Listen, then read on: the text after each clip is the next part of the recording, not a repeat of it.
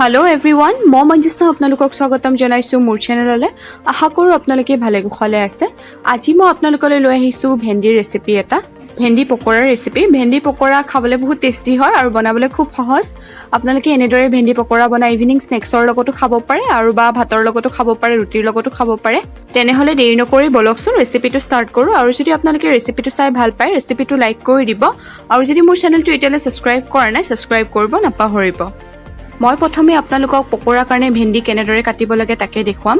প্ৰথমতে ভেন্দিটো দুইফালে এনেদৰে কাটি ল'ব, ঠিক ভিডিঅ'টো দেখুৱাৰ ধৰণে। তাৰপিছত মাজেৰে এনেদৰে ফালি দিব আৰু এনেদৰে সৰু সৰুকৈ কাটি যাব। এয়া দেখিছেনে, এনেদৰে সৰু সৰুকৈ পিচ কৰি কিনে কাটি যাব। আৰু এনেদৰে মই গোটেইকেইটা ভেন্দি কাটি ল'ম।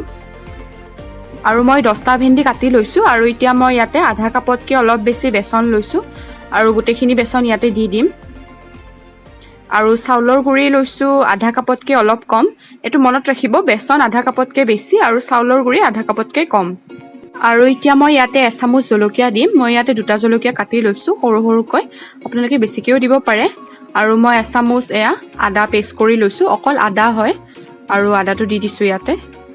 আৰু মই নিমখ দিছো আধা চামুচতকৈ অলপ কম, আপোনালোকে সোৱাদ অনুসৰি দিব। আৰু হালধি পাউডাৰ দিছো আধা চামুচতকৈ অলপ কম। আৰু কাশ্মীৰ লাল মিৰ্চৰ পাউডাৰ দিম আধা চামুচতকৈ অলপ কম। আৰু এতিয়া গোটেইখিনি খুব ভালদৰে মিক্স কৰি ল'ব লাগিব। প্ৰথমতে মই চামুচখনেৰে গোটেইখিনি মিক্স কৰি লৈছো।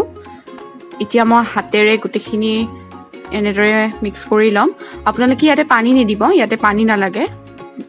আৰু এনেদৰে ভালদৰে এইখিনি সানি ল'ব। আৰু এইখিনি মই ভালদৰে সানি লৈছো। আৰু এতিয়া মই অলপ অলপকৈ ল'ম আৰু পকোৰাৰ শেপ দিম। এয়া এনেদৰে অলপ অলপকৈ ল'ব আৰু পকোৰাৰ শেপ দি দিব। এয়া হৈ গ'ল এইটো। এনেদৰে বাকীকেইটাও কৰি ল'ম। আৰু এনেদৰে মই গোটেইকেইটা পকোৰাৰ শেপ দি ল'লো। আৰু এতিয়া মই এইকেইটা তেলত দি দিম।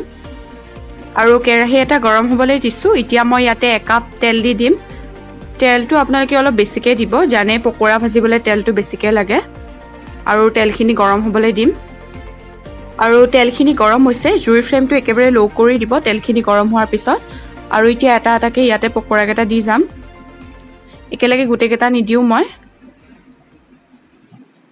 এনেদৰে এটা এটাকৈ দি যাব।